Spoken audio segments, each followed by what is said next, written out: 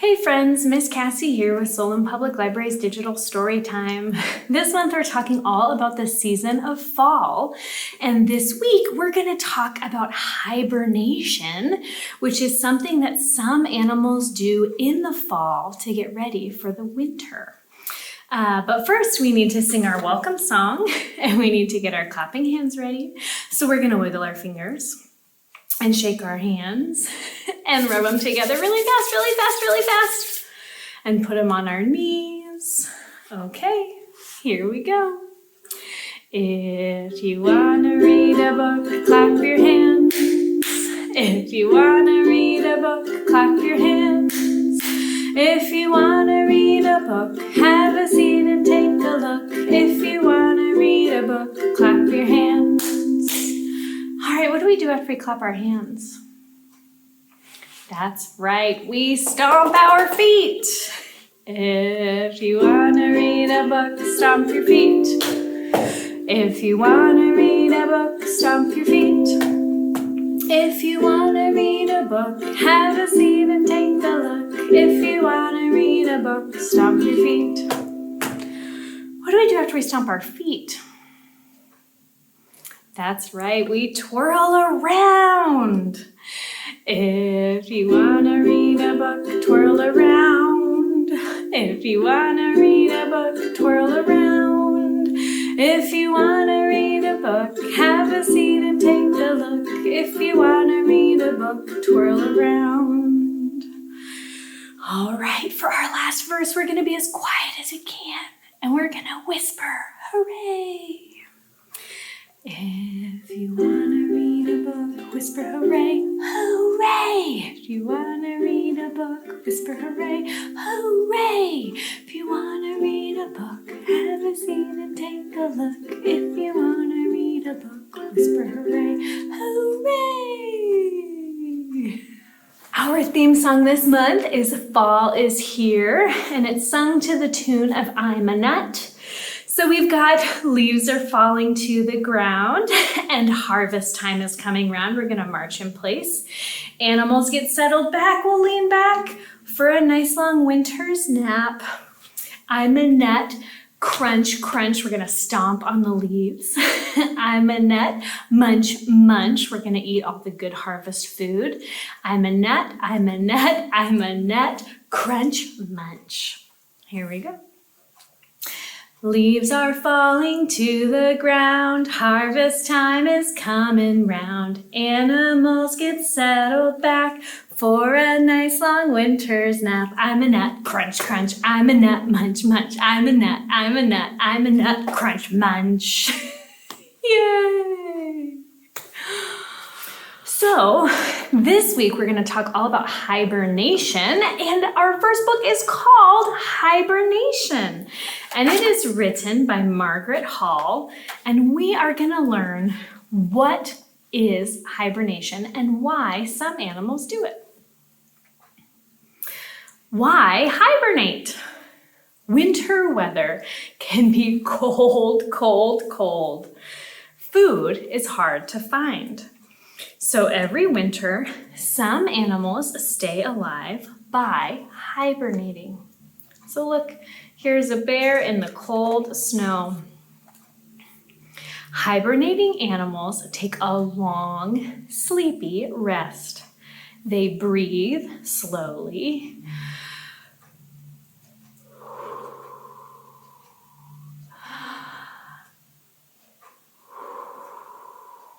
And their hearts beat slowly too. They need less food for energy and for heat.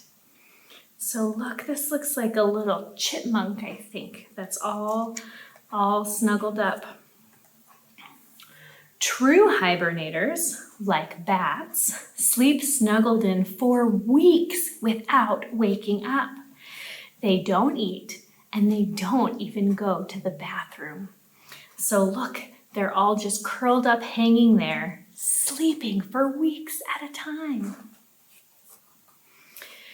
Animals eat extra food before they hibernate. Bears get very fat in the fall because they won't eat very much during the winter. Some animals store up food near their beds. Chipmunks, like this one, wake up and search for a snack of hidden nuts, and then they go back to sleep. That's pretty convenient, right? You just wake up and you grab a little acorn and you munch on it, and then you go back to bed. Groundhogs hibernate underground in burrows, where squirrels rest in nests made of leaves. So different animals have different places where they sleep for the winter. Frogs dig down deep and sleep tucked in the mud. Snakes curl up together in caves. Finally, the cold winter months end and spring comes again. Hungry animals leave their winter beds to look for food. Just like this little squirrel, right? Hibernating is one of nature's patterns. When winter returns, animals will hibernate again. So look, they start by getting ready to hibernate. They find a den to sleep in. Then they hibernate for the winter. Then in the spring, they leave their den. And then it starts over again. So when animals hibernate, they have to find the right space for their bed where they can sleep all winter long. So we have some animals here, and not all of these animals are hibernators. In fact, only the bear hibernates of these animals that we have here. But they are all mixed up. They are not in their right homes. So can you help me move our animals around and put them in their correct homes? Great, thank you. So first, let's start with our bear friend, because she has eaten all of the berries and fish and small mammals that she needs, and she's gotten all fat and happy and ready to hibernate. So she needs to find her bed so she can get all curled up for her winter hibernation. So we had her here in the barn. Is that where bears live? Is that where they hibernate? No, it's not. Let's see, where do you think our bear's home is? Is it the pond? No. Bears do like to go into water to catch fish, but they don't hibernate in the water. What about in this nest on a tree branch? Is that where bears live? No, this is a very big nest, but not big enough for a giant bear. What about this cave over here? Is that where bears hibernate? Yes, it is. That is where bears go to hibernate for the winter. So that bumps out our yellow bird. Now, birds don't hibernate. A lot of them migrate or they fly to a warmer area in the winter. So where is this bird's home? Where does she live? Let's see, does she live in the barn? No, she doesn't live in the barn. Does she live in the beehive? Nope, she's the same color as the beehive, but she doesn't live in the beehive. Does she live in the nest on the tree branch?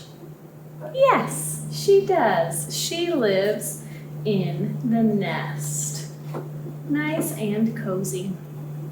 All right, so now we have our, what animal is this? That's right, a bumblebee. Bzz, bzz, bzz. And where does a bumblebee live? Does the bumblebee live in the barn? Nope, doesn't live in the barn. Does the bumblebee live inside the tree hollow?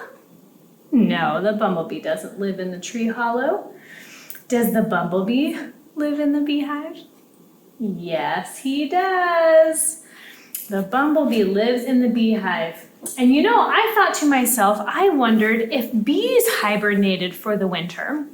So I looked it up, and they don't hibernate, but they do gather inside their beehive for the winter. But it's not hibernating because they don't sleep. They stay and they work inside the hive all winter until it's warm enough for them to go back out and collect pollen to make more honey. Isn't that interesting? Yeah. All right, so we have our cow. Now, because our cow doesn't live in the beehive, the bee does. Where does the cow live? Does the cow live in this empty barn? Yes, that is where the cow lives. The cow lives in the red barn. Now, we still have two animals that are not in the right spot, so let's take a look at this fish. We know that fish don't live in trees. They can't climb them. They have fins for swimming. So where does this fish live? Not the tree, in the pond. That's right. Fish lives in the pond. And so that leaves us with our owl. Does our owl live in the hollow of the tree? Yes, he does. He lives right in the hollow of that tree. Now, all of our animal friends have found their homes, and our bear is ready to hibernate for the winter. So hibernating is a special kind of sleep, and not all animals hibernate, but some animals do sleep in interesting ways, like otters. So otters hold hands while they sleep so that they don't drift apart. So we are going to do a little rhyme about 5 tired otters, but we're going to count up to 5. So we're going to start with 1. One tired otter right here. One tired otter off to bed as planned. Along comes their friend to hold their hand. So how many otters do we have now? That's right, 2. 2 tired otters off to bed as planned. Along comes a friend to hold their hand. How many otters do we have now? That's right. 1, 2, 3. 3 tired otters off to bed as planned. Along comes a friend to hold their hand. There we go. How many otters do we have now? 1, 2, 3, 4. 4 tired otters off to bed as planned. Along comes their friend to hold their hand. How many otters do we have now? That's right. 1, 2, 3, 4, 5. 5 tired otters, one whole hand. 5 tired otters drifting off to sleep, holding hands for safety. They won't make a peep. Good night. Our last book today is A Bed for Bear, written and illustrated by Clive McFarland. So here is a bear who is looking for some place to hibernate, trying to find the perfect bed. It was nearly winter, and Bernard was getting sleepy. It was almost time for the bears to begin hibernating. But there was just one problem. How could Bernard possibly be expected to sleep in the bear cave? It was too noisy, too big, and too crowded. That kind of place was right for some bears, but not for Bernard. So Bernard did what any bear without a bed would do. he set off to find a new place to sleep. Bernard knew there had to be a bed that was just right for him. So look, there he goes, and he's walking past a tree that has a beehive in it. And that's where the bees live, right? Bernard walked into the forest, and there he met Frog. Hi, Frog. I'm looking for a new bed. Can I try your lily pad? Sure, Bernard. Hop on. All right, so here we have Bear and Frog. Do you think the lily pad is going to be a good fit for Bernard? Let's find out. He jumps in and look, his pillow is in the pond and he is in the pond. That lily pad wasn't quite big enough for him, was it? Wet isn't very comfy, he says. Sorry, Bernard. It's hard to hop on a lily pad. This kind of bed is right for frogs, but not right for big bears like you. So the search continues. Bernard kept walking. Then he came across Bird. Hi, Bird. I hear you have a great bed. Can I try out your treetop? Climb on up, Bernard. Do you think this will be a good fit for Bernard? Let's find out. Oh no, look, the tree branch broke and he dropped his pillow. I'm sorry, but windy doesn't feel right. You get used to it, Bernard. I don't think so, Bird. Well, I guess this kind of bed is right for birds, but not for bears. And look, oh no, now the bird's nest is all destroyed because it was too small for Bernard. Bernard saw Rabbit on his way back to the burrow. Hi, Rabbit. Your bed looks quite nice. Can I try your burrow? There's really not a lot of room, Bernard. But look, he jumps in anyway. You're right. This is a tight fit. And then look, he kind of destroys it a little bit, doesn't he? And Rabbit says, I tried to warn you. This kind of bed is right for rabbits, but not for bears. Bernard kept walking. He stumbled into Hedgehog soon after. Hi, Hedgehog. Where's your bed? I sleep right here. Well, what happens if it rains? I get wet. Oh, well, that's probably fine for hedgehogs, Bernard said, yawning. You give a big yawn.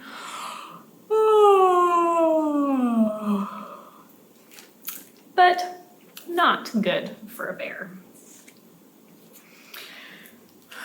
Bernard was getting sleepier and sleepier. Luckily, he came across what looked like a fine place to lie down. This bed looks comfy, even if it is a little bit lonely. Is he gonna go inside the tree, do you think? Oh, sure enough. But Bernard was not alone for long. Bernard, what are you doing in my bed? A badger set is no place for bears. Why not? Because it's for badgers, says Badger. Poor Bernard didn't know where else to look. He was getting ready to give up when a little voice asked, What kind of bed do you want? A little mouse who's been following him around. I don't know if you noticed in the pictures. Little mouse has been seeing Bernard go from bed to bed trying to find the right fit. And so asks, What kind of bed do you want? Well, that's simple. You see, I need a bed that is not wet, not windy, extra roomy, with just the right amount of company. I think I know a place for you, says the mouse. And so they walk back. They walk back past Hedgehog and past Rabbit's burrow and past the tree where the bird has started to rebuild his nest, and past the pond with Frog's lily pads, past the beehive in the tree, all the way back to the bear cave. Up ahead, there was a rather interesting bed.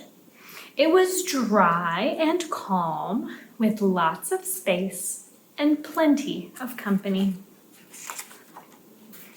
This kind of bed was okay for some bears, but it was perfect for Bernard. And Bernard slept all winter in a perfect bed for a bear. The end. Sometimes you don't know something is perfect for you until you try some different and new things. And sometimes you'll find something better, but sometimes you'll realize that what you had was exactly what you needed all along. All right, friends, that's the end of our hibernation fall story time, which means it's time for our goodbye song. We read a book and we played a game and we sang a song together. We read a book and we played a game. We had a fun adventure. Now go read a book and go play a game and sing a little tune. Go read a book and go play a game. We'll see you back here soon. See you next time, friends.